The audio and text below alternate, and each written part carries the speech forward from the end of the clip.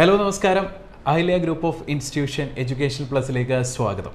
ഇന്ന് നമ്മളോടൊപ്പം ഉള്ളത് അഹല്യ ഗ്രൂപ്പ് ഓഫ് ഇൻസ്റ്റിറ്റ്യൂഷൻ ഡയറക്ടറും അഹല്യ എഞ്ചിനീയറിംഗ് കോളേജ് പ്രിൻസിപ്പളുമായ PR ശ്രീ മഹാദേവൻ പിള്ള സാറാണ്.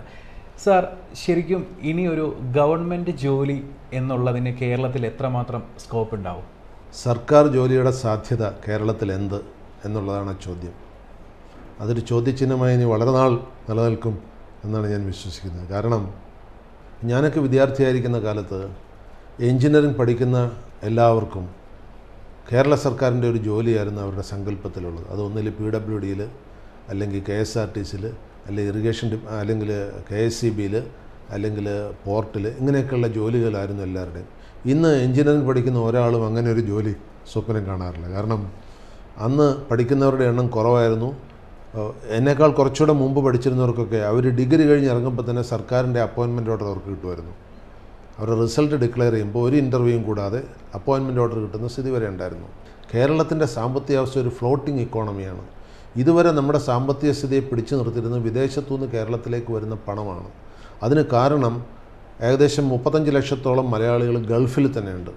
അതുപോലെ 30 ലക്ഷത്തിന് മേലെ മലയാളികൾ മറ്റിതര സ്ഥലങ്ങളിൽ ജോലി ചെയ്തുകൊണ്ട് അവരുടെയൊക്കെ വരുമാനം നാട്ടിലേക്ക് വരുമായിരുന്നു. കാരണം അവരൊക്കെ ജോലി കാലാവധി കഴിയുമ്പോൾ തിരിച്ച് നാട്ടിലേക്ക് വരാൻ ഉദ്ദേശിച്ചിട്ടുള്ളവരായിരുന്നു. ഇന്നത് മാറുകയാണ്. ഇന്ന് വിദേശത്തേക്ക് പോകുന്നവരാരും തന്നെ തിരിച്ചിങ്ങോട്ട് വരാനോ ഇവിടെ വന്ന് സെറ്റിൽ ചെയ്യാനോ ഉദ്ദേശിക്കുന്നവരല്ല. അതുകൊണ്ട് അവർക്ക് അവിടെ കിട്ടുന്ന വരുമാനം അവിടെ ചെലവിട്ട് അവിടെ സുഭിക്ഷമായിട്ട് ജീവിച്ചിരിക്കുകയാണ്. അതുകൊണ്ട് എന്ത് സംഭവിക്കുമെന്ന് ചോദിച്ചു കഴിഞ്ഞാൽ, ഇവിടെ ഗവേൺ ചെയ്യാനുള്ള എക്സ്പെൻസസ് നമ്മൾ കട്ട് ഡൗൺ ചെയ്യണം. നമുക്ക് ഭരിക്കാനുള്ള ചിലവുകൾ കുറച്ചേ പറ്റുള്ളൂ. എന്ന് മാത്രമല്ല, പറ്റാവുന്നത്ര മേഖലകളിലേക്ക് പബ്ലിക് പ്രൈവറ്റ് പാർട്ടിസിപ്പേഷൻ, അതായത് പൊതു സ്വകാര്യ സംഗമം അല്ലെങ്കിൽ സഹകരണം, അത് നമുക്ക് ഇല്ലാതെ ഇനി കേരളത്തെ മുന്നോട്ട് കൊണ്ടുപോകാൻ കഴിയില്ല. അപ്പോൾ ആത്യന്തികമായിട്ട് എന്ത് ഉണ്ടാവുമെന്ന് പറഞ്ഞു കഴിഞ്ഞാൽ, പ്രത്യേകിച്ചും ഇന്ന് ആർട്ടിഫിഷ്യൽ ഇൻ്റലിജൻസിൻ്റെയും അതുപോലെ ഡിജിറ്റലൈസേഷൻ്റെ യുഗമാണ്. പല ഭാഗത്തും ഹ്യൂജായിട്ടുള്ള കൂടുതൽ വേണ്ടി വരുന്ന മാൻ പവർ നമുക്ക് ഒഴിവാക്കാൻ പറ്റും. അതുകൊണ്ട് ജോലിക്കാരെ പരമാവധി കുറച്ചുകൊണ്ട് കമ്പ്യൂട്ടറിൻ്റെ സാങ്കേതികവിദ്യയെ പരമാവധി ഉപയോഗപ്പെടുത്തിക്കൊണ്ടുള്ളൊരു ഭരണ സംവിധാനത്തിലേക്ക് എല്ലാ സർക്കാരുകളും മാറിക്കൊണ്ടിരിക്കുകയാണ്. സ്വാഭാവികമായിട്ടും കേരളത്തിനും അത് മാറേണ്ടി വരും. അതുകൊണ്ട് സർക്കാർ ജോലികൾ എന്നുള്ളത് പതുക്കെ ഇനി ഒരു മരീചികയാവും. ഒന്ന്. രണ്ടാമത്, സർക്കാർ ജോലിയോടുള്ള താല്പര്യവും കുറഞ്ഞു വരികയാണ്. പണ്ടൊക്കെ സർക്കാർ ജോലി കിട്ടിയ തിരുവിതാംകൂർ ഭാഗത്തൊരു ചൊല്ലുണ്ടായിരുന്നു, ശ്രീപത്മനാഭൻ്റെ 4 ചക്രം വേണം എന്നുള്ളത്. അത് ഇന്ന് സ്വാഭാവികമല്ല. കാരണം ഈ ശ്രീപത്മനാഭൻ്റെ ചക്രം കിട്ടുന്നവർക്ക് അന്ന് സമൂഹത്തിൽ വലിയ മൂല്യമായിരുന്നു. വിവാഹ മാർക്കറ്റിലൊക്കെ സർക്കാരിലൊരു പ്യൂണാണെങ്കിൽ കൂടിയും വലിയ മാർക്കറ്റായിരുന്നു, ഒരു വലിയ ബിസിനസ്സുകാരനേക്കാളും. അപ്പോൾ ഇന്നത് മാറുകയാണ്. സാമ്പത്തിക ശാസ്ത്രത്തിൻ്റെ അടിസ്ഥാനങ്ങൾ ഇതൊന്നും അല്ല എന്നുള്ളൊരു ബോധം സമൂഹത്തിലേക്ക് വന്നുകൊണ്ടിരിക്കുന്നത്. അതുകൊണ്ട് ഇപ്പോൾ പഠിക്കുന്ന വിദ്യാർത്ഥികളും സർക്കാർ ജോലി വേണമെന്ന് ആഗ്രഹിക്കുന്ന വളരെ കുറച്ച് പേരേ ഉള്ളൂ. ആരോഗ്യമുള്ള കാലത്ത് ജോലി എടുക്കുക, അത് ഭാവിയിലേക്ക് സൂക്ഷിച്ചു വെക്കാൻ പറ്റുകയാണ് ചെയ്യുക എന്നുള്ളതാണ്. സർക്കാർ ജോലിക്കുണ്ടായിരുന്ന ഒരു അട്രാക്ഷൻ പെൻഷനാണ്. ജോലിയിൽ നിന്ന് വിരമിച്ചു കഴിഞ്ഞാൽ 56 വയസ്സിൽ ജോലിയിൽ നിന്ന് വിരമിച്ചു കഴിഞ്ഞാൽ 30-40 വർഷം വരെ പെൻഷൻ കൊണ്ട് ജീവിക്കുന്നവർ ധാരാളം ഉണ്ടായിരുന്നു. അപ്പോൾ ആ ഒരു സങ്കല്പം ഇല്ലാതാവും. എന്ന് മാത്രമല്ല, ഇപ്പോൾ സർക്കാരിലും ആ ഒരു പെൻഷൻ ഇല്ല. സർക്കാരിലിപ്പോൾ കോൺട്രിബ്യൂട്ടറി പെൻഷനാണുള്ളത്. അത് വളരെ തുച്ഛമായി കിട്ടുള്ളൂ. ഇനിയും പഴയ രീതിയിലുള്ള പെൻഷൻ പദ്ധതി കൊണ്ടുവരാൻ സർക്കാർ വീണ്ടും ആലോചിക്കുന്നു കേട്ടു. പക്ഷേ അത് എത്രമാത്രം പ്രായോഗികമാണെന്നുള്ളൊരു സംശയമുണ്ട്. കാരണം അതിന് കൊടുക്കാനുള്ള പണമൊന്നും സർക്കാരിൻ്റെ കയ്യിൽ ഉണ്ടാവില്ല. അതുകൊണ്ട് സർക്കാർ ജോലി 2-3 മാറ്റങ്ങളിൽ കൂടെ കടന്നു പോകണം. ഒന്ന്, സർക്കാർ ജോലിയുടെ ആകർഷണീയത കുറഞ്ഞു. 2, സർക്കാർ ജോലിക്ക് കിട്ടാൻ ഉള്ള സാധ്യത വളരെ കുറഞ്ഞു.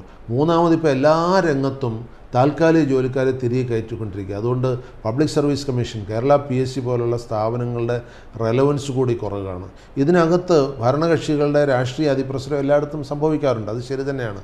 പക്ഷേ അത് കണക്കിലെടുത്താൽ കൂടി അവർക്ക് ആർക്കും സ്ഥിരമായ ജോലികൾ കൊടുക്കാൻ ഒരു സർക്കാരിനും കഴിയില്ല എന്നുള്ള വസ്തുത. അപ്പോൾ അതുകൊണ്ട് ഇന്നിപ്പോൾ കേരളത്തിൽ നിന്നൊരു എക്സോഡസ് ഉണ്ട്, ഒരു കൂട്ടപ്രയാണം അന്യനാടുകളിലേക്ക്. കാരണം ഇവിടുത്തെ സർക്കാർ ജോലിയെ കാത്തിരിക്കുന്നവർ വളരെ എണ്ണത്തിൽ തുച്ഛമാണ്. എന്നാൽ ചിലർ വർഷങ്ങളോളം സർക്കാർ പരീക്ഷകൾക്ക് വേണ്ടി, അത് കേരള PSC, UPSC പരീക്ഷകൾക്ക് വേണ്ടി തയ്യാറെടുത്ത് വർഷങ്ങളോളം ചിലവിട്ടിട്ട് അവസാനം അത് കിട്ടാതെ നിരാശരായി പോകുന്ന, നിരാശരാകാമെന്ന് മാത്രമല്ല, ഇപ്പോൾ പോലീസിൻ്റെ ലിസ്റ്റിൽ വരുന്നവർ, UD ക്ലർക്കിൻ്റെ ലിസ്റ്റിൽ വരുന്നവർ, ഇവരൊക്കെ കൂട്ടത്തോടെ സർക്കാരിനെതിരെ സമരമായിട്ട് സെക്രട്ടേറിയറ്റിൻ്റെ നടയിൽ ധർണയിരിക്കേണ്ടി വരുന്ന കണ്ടീഷൻ കേരളത്തിലുണ്ടാകുന്നുണ്ട്. ഇത് എത്ര കാലത്തേക്ക് ഇങ്ങനെ തുടരുമെന്നറിയില്ല. പക്ഷേ ഒരു കാര്യം വ്യക്തമാണ്, എല്ലാ കാലത്തും തൊഴിൽ ദാതാവായിട്ട് നിലനിൽക്കാൻ നമ്മുടെ സർക്കാരുകൾക്ക് കഴിയില്ല. ഇന്ത്യയിൽ മാത്രമേ ഈ ഒരു പ്രതിഭാസം ഉണ്ടായിട്ടുള്ളൂ. മറ്റ് രാജ്യങ്ങളിലൊന്നും സർക്കാർ ഒരു തൊഴിൽ ദാതാവല്ല. എന്തിന് US മുതലുള്ള വളരെ വികസിതമായ രാജ്യങ്ങളിൽ സർക്കാർ തൊഴിൽദാതാവ് അല്ലെന്ന് മാത്രമല്ല, സർക്കാരിൻ്റെ ജോലികൾ കൂടി പ്രൈവറ്റ് സ്ഥാപനങ്ങളെയാണ് അവർ ഏൽപ്പിക്കാറ്.